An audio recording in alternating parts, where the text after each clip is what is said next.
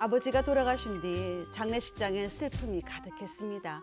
그런데 그때 웬 젊은 여자와 어린 아이가 저희 앞에 나타난 게 아니겠어요? 그 두 사람 때문에 장례식장은 발칵 뒤집어지고 말았습니다. 저기요, 저기 네. 혹시 박수림 씨인가요? 그런데 누구시죠? 아 여기 맞네. 예? 재용아 인사해. 아들 이분이 네 누나 되시는 분이야. 아, 수림 누나 안녕. 정수형 안녕. 아니 저기 잘한다, 누군데 네. 나보고 누나라고. 누나라 소리 되게 기분 좋긴 좋다. 아 근데 대체 당신들 누구예요? 정체가 뭐예요? 아 그쪽 아버지가 저랑 사랑하는 연인 사이였거든요. 우리 재용이가 이 귀여운 재용이가 그 사랑의 결실로 태어난 아이고요. 그러니까 이 재용이가 당신 누나 이 관계 맞는 거죠. 저기 어. 우리 아버지한테 이런 작지만 큰 이렇게 이런 혼외자가 있었단 말이에요? 빙고! 이제야 상황 파악이 좀 되시나 보네. 그이가 우리 애목수로 유산을 좀 두둑히 챙겨놨다고 하더라고요. 돈부터 얼른 좀 주시죠. 내 거 얼른 줘. 내 거 얼른 줘. 야, 5만 원 줄 테니까 먹고 떨어. 아버지에게 내연녀와 아이가 있었다니 그 사실을 도무지 믿을 수가 없었습니다. 저와 동생은 곧바로 온 집안을 이자듯이 뒤졌고요. 결국 아버지가 숨겨두었던 유언장을 발견했습니다. 이게 뭐야? 내 재산의 절반을 장애인의 아들에게 주겠다. 누나 이 유언장 사실이야? 안 돼. 그런 일 있을 수 없어. 정수야, 그 여자가 보기 전에 얼른 그 유언장 빨리 찢어버려. 아니야, 먹어, 삼켜, 먹어버려. 누나, 거기 지금 뭐 하시는 거예요? 아버지가 남긴 유언장을 막 찢어서 지금 먹고 있는데? 아니, 뱉으세요, 그거. 어? 아니 내가 진짜 먹으려고 그랬던 건 아니고 그냥 당신들 못 보게 숨기려고만 한 건데. 아, 당신들 뭐 유언장 숨기면 뭐 아주 큰일 당한다는 거 그거 모르고 있나 본데 잘 모르시면 이번에 직접 좀 깨달으시면 되겠네. 그럼 저는 이만. 이봐, 어디가? 어? 야, 깨달은다고 우리한테 무슨 일이 일어난다고 그랬지. 무슨 일이 일어난다는 거야 도대체? 아버지의 유언장을 숨기려다 그만 내연녀에게 딱 들키고 말았습니다. 내연녀는 앞으로 저희 남매에게 큰일이 생길 거라고 경고했는데 대체 저희가 뭘 그렇게 잘못했다고 큰일이 생긴다는 거죠? 누가 좀 알려주세요. 뭔가 큰일이 생길 거야. 이러고 경고를 하고 어허. 내연녀가 오히려 더 당당하고 큰 소리를 쳐요. 네. 그럼 어떻게 된 거야? 무섭다. 네, 요 사연에 대해서 좀 설명을 해드릴게요. 그 아내와 딸, 아들과 함께 단란한 가정을 꾸리고 살던 남성, 말기 췌장암 선고를 받았습니다. 췌장암 투병 끝에 결국 숨지게 됐는데요. 슬픔이 가득했던 남자의 장례식장에 나타난 건 딸과 엇비슷해 보이는 연배의 내연녀와 또 혼외자 아들이었습니다. 그제야 남편이 외도를 해왔다는 사실을 알게 된 아내는 충격을 받아서 실신을 했고요. 장례식 아수라장이 됐죠. 그러니까 아버지 돌아가신 그 장례식장에 얼마나 슬픈 장례식장이에요. 거기에 내연녀하고 막 혼외자 아들이 나타나서 안녕 누나 막 이러고 있으니까 너무 황당할 것 같아요. 그죠. 눈물이 쏙 들어가죠. 그러면 가족들은 뭐 내연라든가 아니면 뭐 숨겨둔 아들이잖아요, 혼외자. 전혀 몰랐던 거예요? 전혀 존재를 몰랐습니다. 전혀 존재를 몰랐고 당연히 그 존재를 몰랐으니까 유언장의 유무도 몰랐겠죠. 당연하게. 그래서 집에 가서 급히 뭔가를 찾았어요. 유언장을 찾았죠. 찾았는데 결국 그게 나와버린 거예요. 진짜였구나 이게. 유언장에는 자신의 재산 중 절반을 혼외자에게 물려준다 이런 내용이 담겨 있었고요. 이미 가족관계 등록부에도 아버지의 혼외자로 등록된 상태였다고 합니다.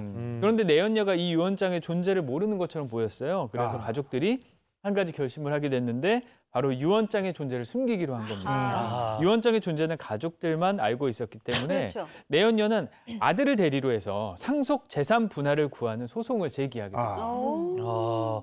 왠지 저라도 유언장을 숨기고 싶을 것 같아요. 특히 내연녀한테 진짜 안 보여주고 싶을 것 주고 싶지 같아요. 않죠. 맞아. 근데 결국 고심 끝에 유언장을 숨겼는데 이게 금방 또 들통이 났다고요. 제가 인생을 좀 살아보니까요. 누구나 비밀은 있는데 영원한 비밀은 없는 것 같아요. 아내와 자녀들이 숨겼던 유언장의 존재를 드러내게 됩니다. 어떻게 드러난 거냐면요. 유언장 만들 때는 증인이 필요하잖아요. 네. 유효 요건이에요. 그때 증인으로 참석했던 법무사가 내가 그 유언장의 존재를 알고 있고 내용이 이렇다 이렇게 증언을 해버린 거예요. 결국 이 유언장이 세상에 드러나게 된 거죠. 아내와 자녀들은 일부러 숨긴 게 아니다. 이렇게 시치미를 뚝 뗐지만 이 내연녀의 반응은 당연히 달랐겠죠. 고의적으로 유언장 은닉한 거고 이거 상속 결격 사유다. 그래서 상속은 우리 아들만 다 받아야 된다. 이렇게 주장을 한 겁니다. 아니 그 유언장을 없앤 것도 아니고 숨기기만 했는데 상속권을 박탈당해요? 그 내연녀 주장이 맞습니까? 안타깝지만 그럴 가능성이 높아요.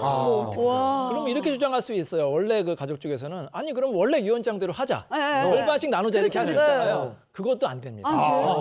원래 가족이 한 푼도 못 받을 수도 있어요. 왜냐하면 우리 민법에는 이 천사조에 상속인 결격사라고 규정이 돼 있어요. 지금 뭐냐면 아예 상속권을 박탈당하는 경우에 예를 들어서 피상속인 부모님을 막 이렇게 해치려고 했다든지 그런 규정이 있고 또 5항에 이런 게 있는데 이 유언장을 위조하거나 변조하거나 파기 또는 은닉할 경우에도 상속인 결격사유로 돼 있어요. 그러니까 원래 가족이 이 유언장을 먹는다든지 그렇다든지 그러니까. 아니면 고의로 숨긴 경우에는 아예 상속권이 박탈돼서 정말로 한 푼도 받지 못하는 그런 안타까운 일이 발생할 수 있으니까 유언장을 이렇게 숨기지 마시고 그냥 유언장 보여주시고 그렇다면 유언장을 숨겼던 아내와 그 자녀 둘까지도 못 받을 수도 있는 거 아니에요? 그렇죠. 저는 유언장을 훼손하면 안 된다까지는 알고 있었거든요. 맞아요. 이게 숨기는 것도 안 되네요. 그러면 유언장의 존재를 알리지 않은 것만 가지고도 은닉에 해당이 되는 거예요? 이게 이제 우리가 흔히 뭐 위조, 변조, 파기는 어떤 행위인지 알 수가 있잖아요. 네. 말씀하신 것처럼 은닉에 대해서는 좀 해석상 다툼의 여지가 있을 수 있습니다. 그냥 단순히 이렇게 유언장 있다는 거 말 안 하고 가만히 있는 것만 은닉이 되는지 아니면 적극적으로 아까처럼 먹는다든가 숨긴다든가 이게 은닉이 되는 거는 걸로 싸울 수가 있어요. 근데 이게 우리 대법원에서 판단을 해준 적이 있습니다. 그러니까 은닉이라고 하는 것은 유언장의 소재를 불명하게 해서 발견을 방해하는 일체의 행위를 말한다. 여기서 핵심은요.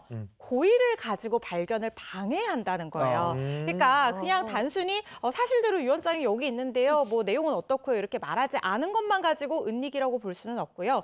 고의를 가지고 발견하려는 사람에게 그걸 쉽게 찾을 수 없도록 숨기는 어떤 행위를 했다는 그런 정황 정도는 있어야지 은닉이라고 볼 수 있는 거죠. 자 그럼 다시 사연으로 돌아가서 그럼 아버지의 유산 상속은 그 내연녀의 아들에게 이세용 아들에게 딱 돌아가는 거예요? 한 명에게만? 누나 그내 거야. 야, 엄마가 떨어져. 그럴 수가 있는 게 여러분 법 공부를 잘하면 잠깐 봐도 떡이 나옵니다. 자 무슨 일이 있느냐? 우리 민법에는 대습상속이라는 규정이 있어요. 대습상속. 그건 뭐냐면 만약에 원래 자녀가 있는데 자녀가 부모님보다 먼저 사망할 경우에는 네. 그 손자가 부모님을 대신해서 할아버지 할머니 재산을 상속받습니다. 대신 받는다고 대신상속이라고 하는데 이 경우에는 부모님이 사망한 경우뿐만 아니라 상속 결격으로 해서 상속을 못 받는 경우도 포함이 돼요. 즉 이 사건 같은 경우에는 첫째 딸에게 아들이 있었거든요. 그러니까 할아버지한테 손자죠. 손자가 있었을 경우에는 자신의 어머니를 대신해서 할아버지의 재산을 대신 상속받을 가능성이 있습니다. 야, 그래도 좀 다행이네요. 이거 완전히 다 박탈당할 뻔했는데 그래 첫째 딸의 아들은 받을 수 있으니까. 근데 첫째 딸의 아들이 상속을 받게 되면 또 상속에 또 달리 확인할 게 있어요? 뭐가? 네, 요 구도를 좀 확인을 하셔야 돼요. 네. 그림으로 준비를 했는데 일단 첫째 딸에게 아들이 있었죠. 그리고 네. 혼외자에게도 아이가 있었습니다. 그러면 상속인은 결론적으로 총 2명, 이 2명이 될 가능성이 큽니다. 이때 상속 결격 사유 때문에 상속을 전혀 받지 못하게 된 아내와 아들이 있죠.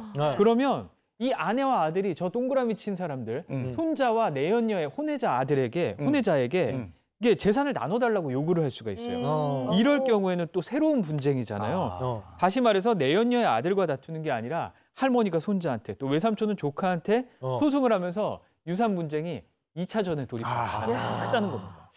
야, 내연녀의 아들과 그 분쟁을 하다가 이제 가족 간의 싸움이 돼버렸네요. 네. 아, 이거 안타까운데.